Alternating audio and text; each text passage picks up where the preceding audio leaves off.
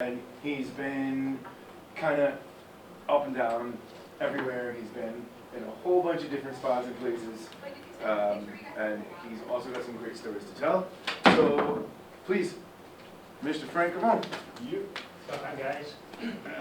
So as Josh was saying, my name is Frank Gavone.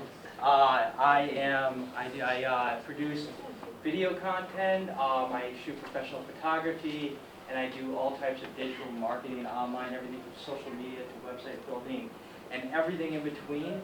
And I started doing this at a really young age. When I say that, that means that's when I really knew this is what I would want to do. Me and my buddies at 10 years old, we would go around skateboarding in our town, and we're like, you know, we want to film what we're doing. So I was the guy behind the camera, always filming my friends skateboarding. So as I got into high school, I kept on developing an interest for video production and photography. And yeah, I just went into college, went to SUNY Plattsburgh, got a degree with, you know, with all of this, and now it has become my life, 24 hours a day, just like Derek was saying. And the cool thing about this field in specific is you don't have to just do camera work. You can be an audio guy, work on a video set, you could be an actor, you could write scripts, you could have, you know, you could write the next Oscar-winning award movie. You could, you know, design sets. You could design what people are going to wear on a TV show. And it's really cool because you could be somewhere like in New York City doing one thing, and then the next day you could be in upstate New York speaking to a class like this, or working for working a corporate event. But this field is growing massively, and there's only going to be more opportunity and more jobs for this specifically. And just for a day-to-day thing, I usually wake up every morning. You know, as a business owner, that's part of, you know, running a video production company. You know, you got to answer your emails, talk to your clients, you know, and then I could be doing a live music event where I'm running 5 cameras with a couple of my assistants, or I could be doing a photo shoot with, you know, for a wedding, or just, you know, portraits for anything. And so this field is so cool because you're always doing something different every single day, and I get to work with my heroes. Like Derek was saying, you get to work with some big name artists, and you may, you know, everybody has their part in a live production, and it's important. Every person's role is important too. So, because if the person doesn't sound good or look good on camera, you know, they're not going to be happy. So, but before I keep on rambling on, does anybody have any questions regarding video production? I don't know. I've been doing this professionally since I graduated from SUNY Plattsburgh in 2016. I got my start at Spectrum News in Albany, doing live audio and just helping with odds and ends as a production assistant with Julie Chapman, Jody Kenny, and I was like, this is really cool, but this is something I definitely want to do for myself. And then I started my own business, and to be able to do something that I get to call my own and work with people that I like to work with, I couldn't have a better life. It just, if it's video production, if you like, I don't know, if you like doing any business stuff or whatever it is, make sure it is exactly what you like doing, because you don't want to regret the decision you made and what you're doing. But what really opened my eye was when I was doing my internship, and so I did my internship with a video production company out of Albany called Golden Lamb Productions. Silly name, but they do some pretty cool stuff.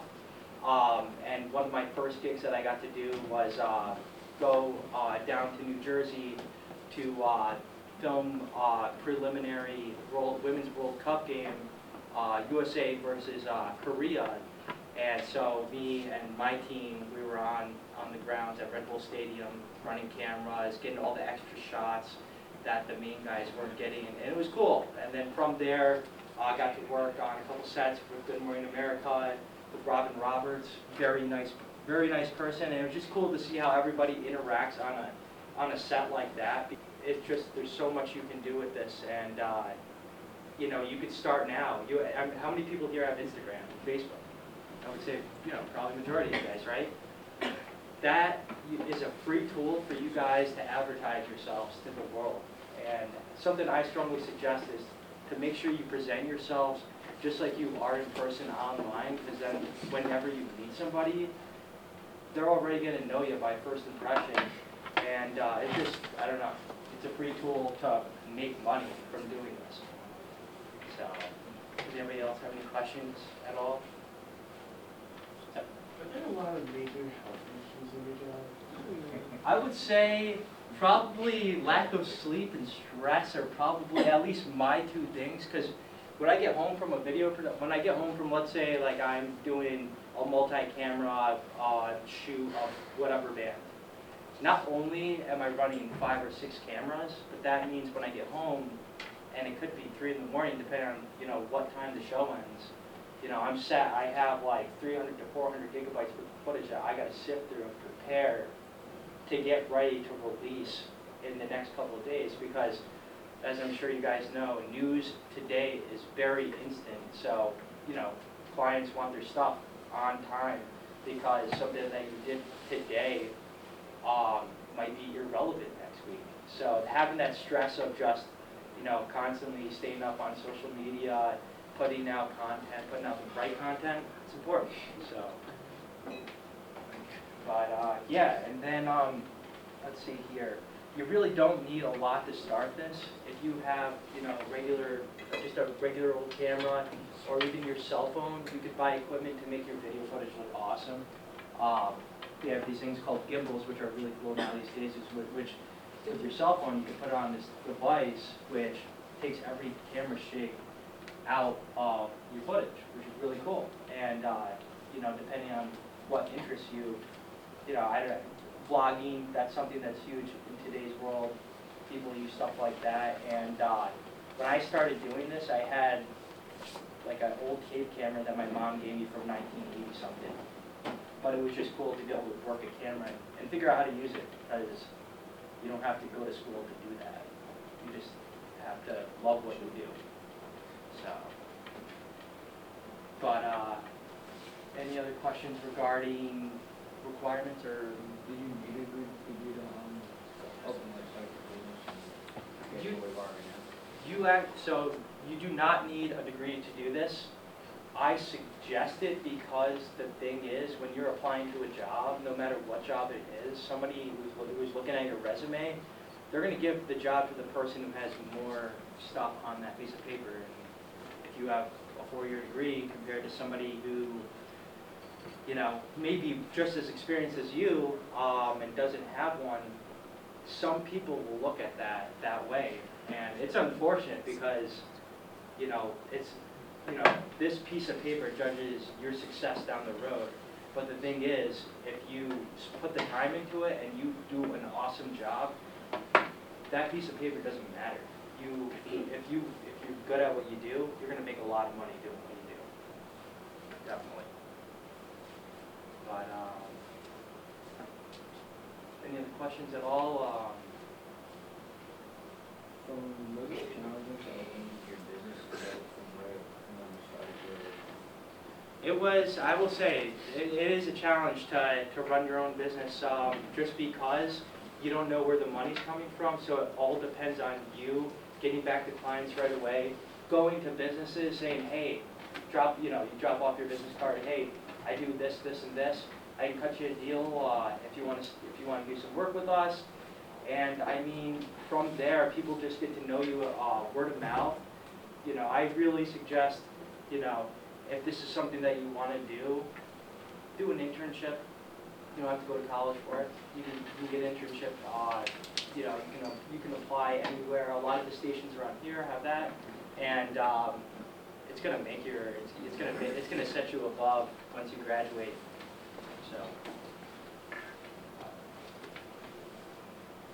So like last night, I was front row, right in front of the front row at Weezer, photographing the band, and you know, we get to, with that, it's cool because then you get to see your heroes like face to face, And especially like this past year, one of my big accomplishments, for myself at least, was being able to photograph Metallica, and that was just mind-blowing. You could literally do anything, and it all depends how you set it up for yourself.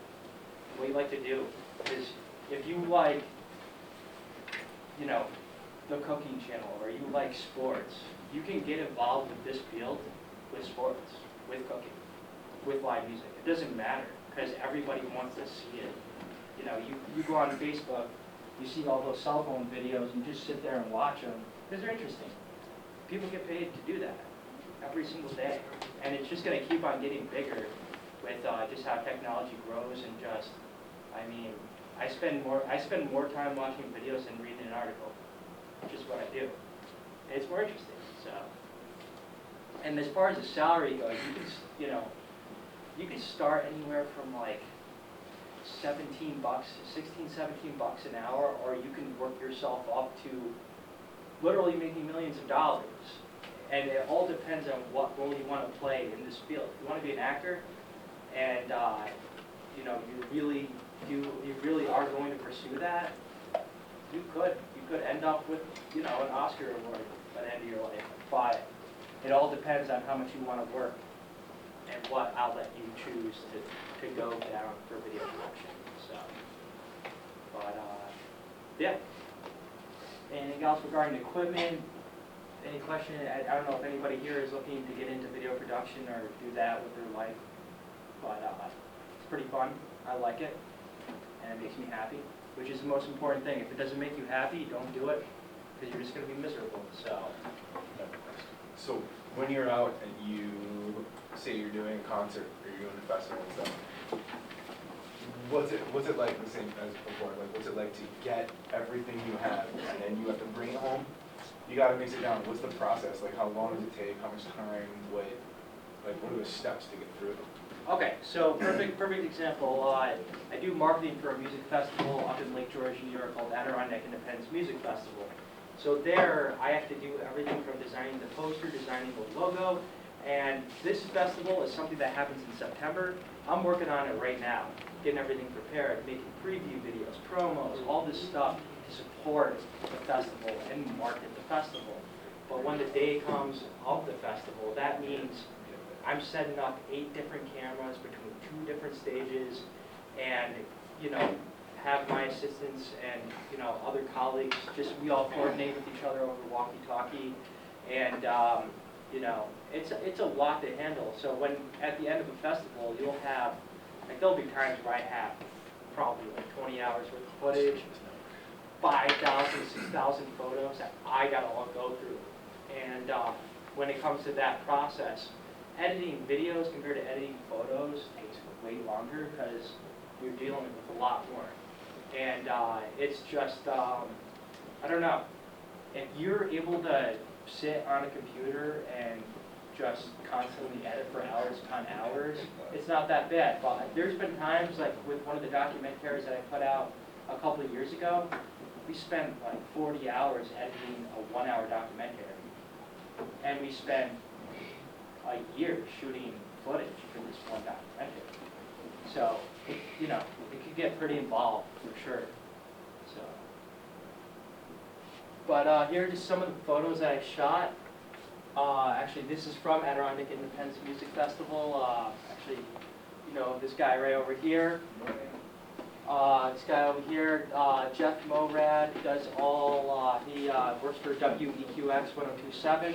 Great guy down at South by Southwest right now, Music Festival. He works with Jason Keller, the other guy who came in and talked to you guys. Yep. From EQX.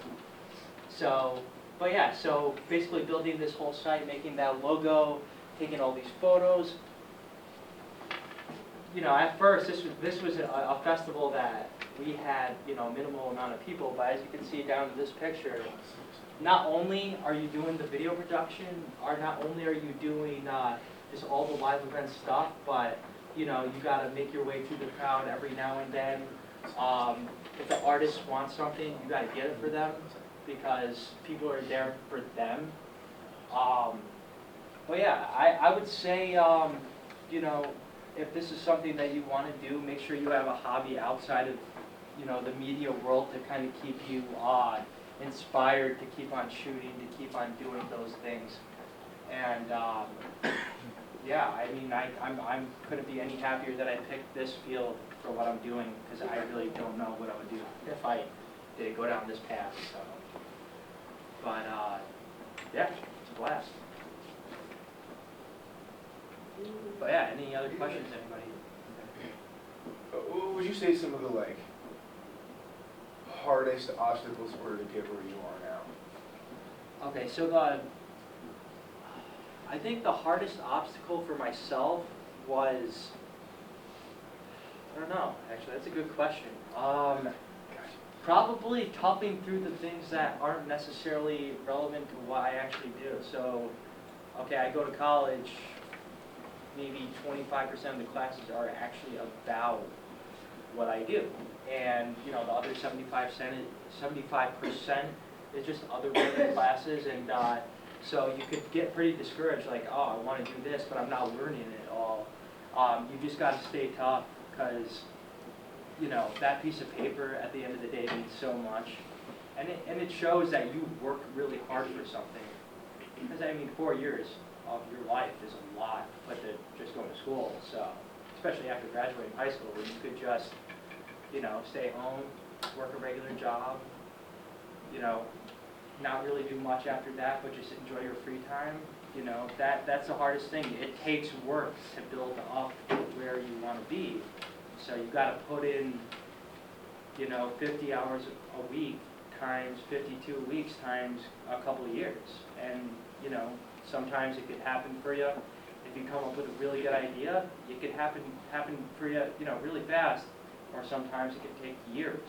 And you just got to be patient and not get discouraged by what other people are doing around you. Because what you see on Instagram, what you see on Facebook is just the front image of what is actually going on in their lives.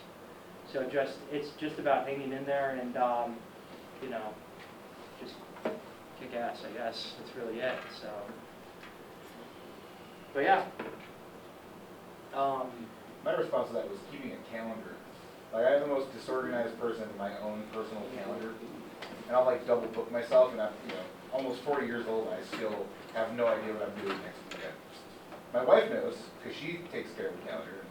Like, probably friends on Facebook, and whoever looks at my profile probably knows, but I can't remember at all. Like, but you learn to do that. You just learn to take care of things. And so actually something great that Derek brought up in the last class, he spent 250 days out of 365 going on tour, doing things like that. And, you know, some weeks will just be a blur. Yeah. It'll just fly by and you won't even know what happened. I think my job becomes harder every single day because I put on personal pressure to myself to perform. So I always want to do the best, and I always want to be doing stuff different, because the worst feeling is when you feel that you've plateaued and you don't know where you're going to go next, and then somehow an idea will just spark in your brain, and it's like, okay, I want to achieve this, so that means I got to do all this stuff. For example, one of the things that I do, other than my freelance production business, is I run a news and media outlet called Mirth Films. And Mirth Films, we cover news, we cover live music, we do original videos, and now we're doing podcasts. So not only do we have to supply news articles, video content, all that jazz every single week, along with promoting that on our social media and making sure things get onto our website, it's an everyday grind. So, you know, balancing a couple businesses can be a little tough mentally, but when you have a team that you work with, especially like, I work with my best friends with this stuff, and like we get to report on things like Mac Miller. We, like I said, we just started a podcast, and we were really inspired by this one TV channel. I don't know if you guys know, it's called Viceland. They do really cool stuff. And then BuzzFeed too. So for like you know, a new Hulu show comes out, we'll review the show.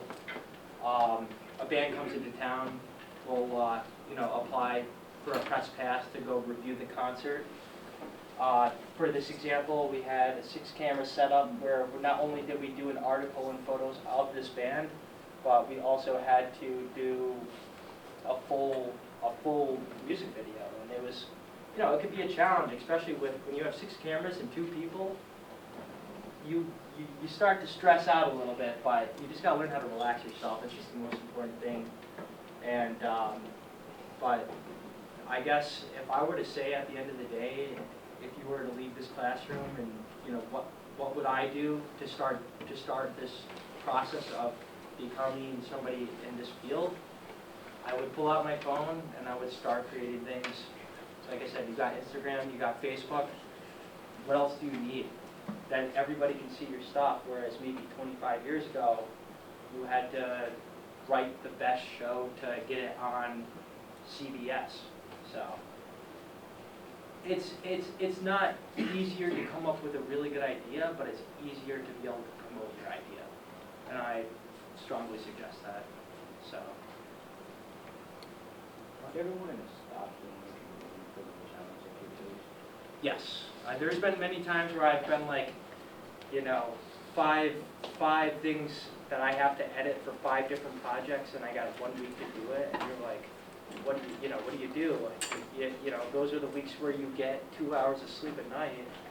That's exaggerating, but it gets defeating sitting on a video production program, video editing program like Adobe Premiere, like Final Cut, and just trying to keep your patience, and it can get really stressful, especially with handling the business side. I kind of wish I did have, somebody like a secretary to handle all that for myself, because you could be doing a shoot for 4 hours, and then you have 19 emails and 7 text messages from clients asking about things or wanting things.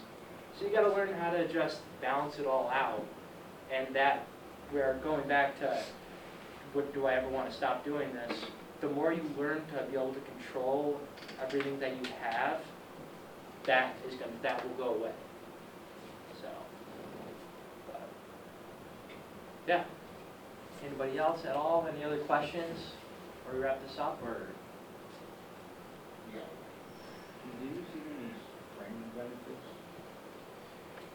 I think the #1 benefit to me is just doing what I get to do every day, and because it's so much fun to do. If you run your own business, you're not guaranteed to get health insurance. You got to get your own health insurance. So, things like that, or if you want to have a 401k to save money for your future, you can do those things. But unlike a 9 to 5, like at 9 to 5, you're going to have that guaranteed for the most part if you're in a place. But for me, it's about traveling. I get to hang out with my heroes. I get to shoot my favorite bands that I listened to when I grew up. So we'll show you a couple videos here. This first one on the home page. This is just kind of a promo, of everything I do, video-wise. And if you feel like subscribing to me on YouTube, go ahead. Definitely helps. So weddings. He gets it. This guy gets it. Even stuff like real estate, a lot of money in it.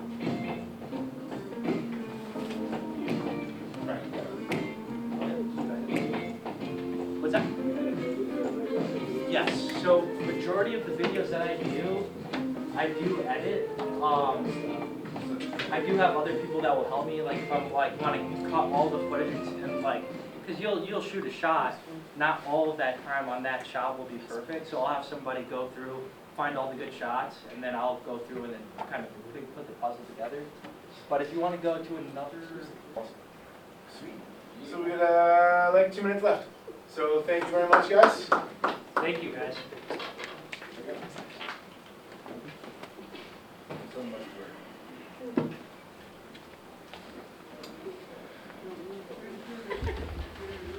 William, 3 more.